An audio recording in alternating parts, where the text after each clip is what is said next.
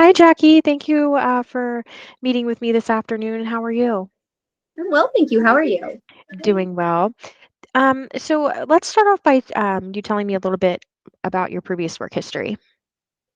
Okay. My most recent work experience was as a revenue specialist with the state of Florida Department of Revenue. As a revenue specialist, I worked for the child support program primarily as their frontline customer service support.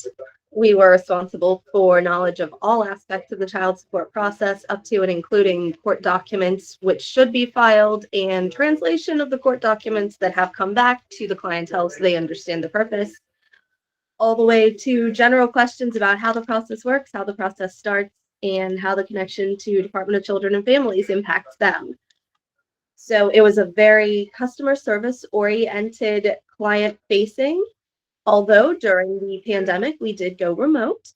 And so I also have extensive remote customer service experience by email, by telephone, and by paper communication as well. Okay, great. And you handled accounts payables and receivables as well? I have, yes, ma'am. I've handled accounts receivable for a company called Eastside Building Materials. They were primarily a building supply contractor, and I handled their receivables, their inside sales, and their collections and liens.